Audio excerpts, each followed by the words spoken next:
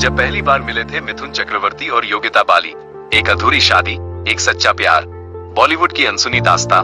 दोस्तों, हिंदी सिनेमा की दुनिया में कई प्रेम कहानियां ऐसी रही हैं जो वक्त के साथ भुला दी गई, लेकिन कुछ कहानियां ऐसी होती हैं जो चाहकर भी भुलाई नहीं जा सकती।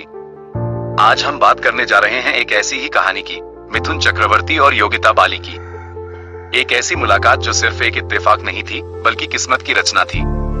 तो चलिए इस अनसुनी, अनकही प्रेम कहानी की शुरुआत करते हैं।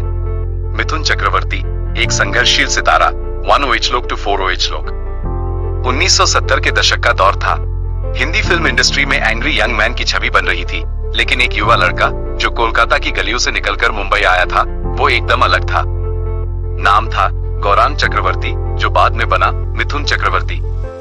मिथुन ने अपने करियर की शुरुआत फिल्म मृगया 1976 से की और इसी फिल्म के लिए उन्होंने नेशनल अवार्ड भी जीता। लेकिन असली पहचान उन्हें डिस्को डांसर बनने के बाद मिली। उनके डांस मूव्स, एक्शन सीन्स और मास अपील ने उन्हें सुपरस्टार बना दिया। दूसरी ओर थी योगिता बाली, 1970 के दशक की खूबसूरत अदाकारा, जो अपने मासूम चेहरे और सादगी भरे अभिनय से दर्शकों के दिलों में उतर गई थी। योगिता फेमस सिंगर और एक्टर किशोर कुमार की तीसरी पत्नी भी रह चुकी थी। लेकिन ये रिश्ता बहुत लंबा नहीं चला। किशोर और योगिता के बीच उम्र का फर्क, सोच का अंतर और वक्त की खामोशियां धीरे धीरे इस शादी को खा गईं। शादी के कुछ ही सालों बाद दोनों अलग हो गए। अब आता है असली मोड़। 1979 की बात है। एक फिल्म की शूटिंग के दौरान मिथुन और योगिता पहली बार आमने सामने आए। फिल्म थी ख्वाब। पहली मुलाकात एक आम सी थी। सेट पर कलाकारों की भीड़ होती है, कैमरा चलता है, लाइट्स जलती हैं, लेकिन उस भीड़ में दो लोग एक दूसरे को देख रहे थे। मिथुन, जो एकदम जमीन से जुड़े इंसान थे, और योगिता, जिनकी आंखों में कई अधूरी कहानियां थी। धीरे धीरे दोनों के बीच बातचीत शुरू हुई।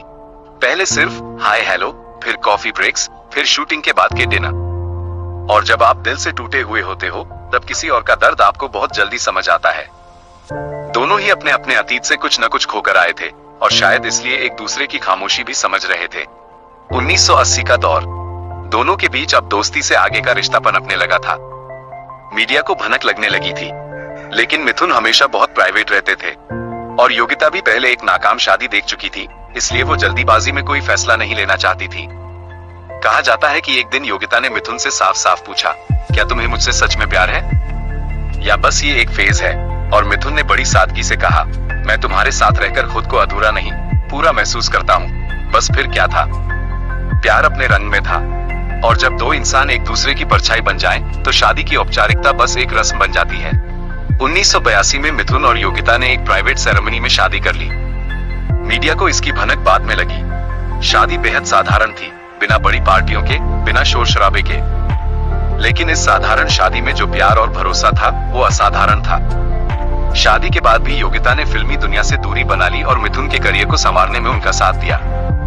दोनों ने मिलकर एक परिवार बसाया और 4 बच्चों को गोद लिया, जिनमें से एक है मिमोज चक्रवर्ती, जो खुद एक्टर हैं। हर रिश्ता एक बड़ी कथा नहीं होता। मिथुन का नाम बाद में सृजिता दत्ता और श्रीदेवी जैसी अभिनेत्रियों के साथ भी जुड़ा, लेकिन योगिता ने हमेशा अपने रिश्ते को संभाल कर रखा। यहाँ तक कि श्रीदेवी के साथ मिथुन की गुप्त शादी की अफवाहें भी आईं। लेकिन योगिता ने कभी पब्लिकली कोई बयान नहीं दिया। उन्होंने अपने परिवार को टूटने नहीं दिया। ये वही वक्त था जब लोग सोचते थे कि अब रिश्ता खत्म हो जाएगा, लेकिन योगिता बाली ने ये साबित कर दिया कि सच्चा प्यार सिर्फ साथ रहने में नहीं, निभाने में होता है। आज 4 दशक से ज्यादा बीत चुके हैं। मिथुन और योगिता का साथ अब भी बना हुआ है। ना ही कोई इंस्टाग्राम स्टोरी, ना पब्लिक पीडीए, फिर भी एक ठहराव है, एक शांति है इस रिश्ते में।